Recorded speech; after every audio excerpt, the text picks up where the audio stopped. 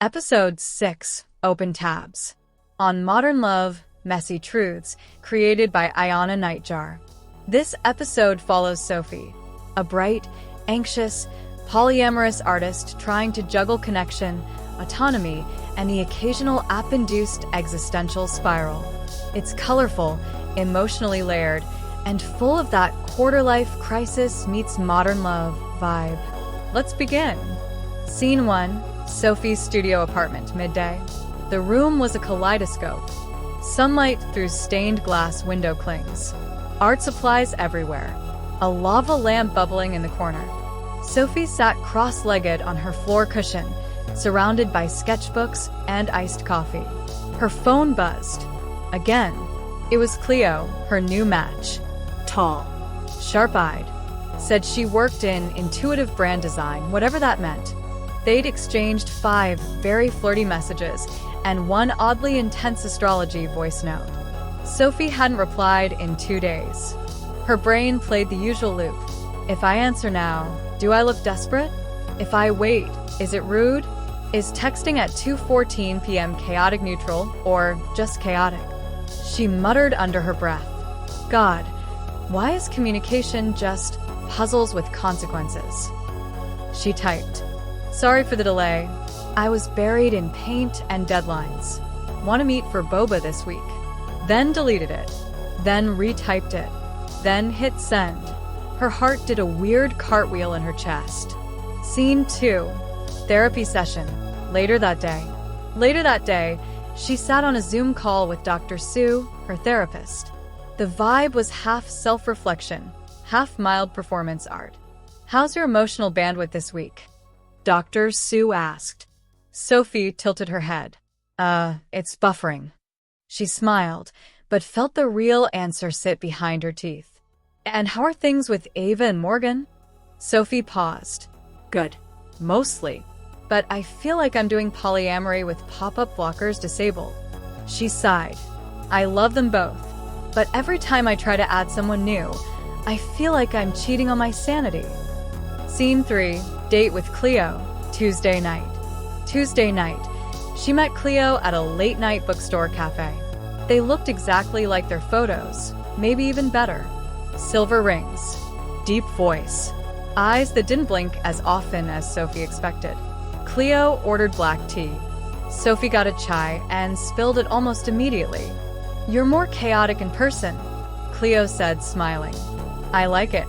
Sophie laughed, but her chest buzzed with nerves. Conversation flowed. Weird tangents, favorite fonts, whether ghosts had attachment styles. But every time Cleo leaned in, Sophie's mind pulled out a clipboard. How will this affect Ava? Would Morgan be okay with this dynamic? Am I okay with this dynamic? Then Cleo asked, So, where do you see this going? Sophie answered gently. Honestly, I don't know yet. I like you, but I'm still learning how to like me when there's more than one person involved. Cleo nodded, surprised, but respectful. They didn't bolt. They didn't push. They just said, Thanks for saying that. Most people lie instead. Scene 4. Nighttime walk home. The city felt softer at night. Blurred street lamps. Cool air. No pressure to perform. Sophie walked home alone. No music. No texts. No noise. Just the quiet sound of her boots on the pavement and her heartbeat finding rhythm again. She pulled out her phone and opened a group chat with Ava and Morgan. Texted. Date went well. Feeling a little scrambled, but okay. Thanks for being patient with me lately. I love you both. 3 dots appeared. Then, Ava. We got you. Always. Morgan. Let's make breakfast together this weekend. You're doing great. Scene 5. Back in her studio.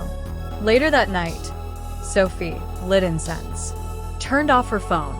Opened a fresh canvas. She didn't need to label everything right now. Didn't need to fit love into neat boxes or define her identity on command. She just needed space. And breath. And maybe a splash of color.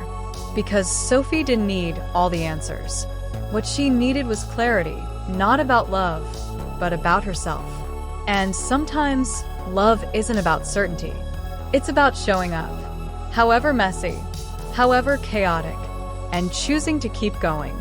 Here's the real talk. Juggling multiple connections online can be overwhelming.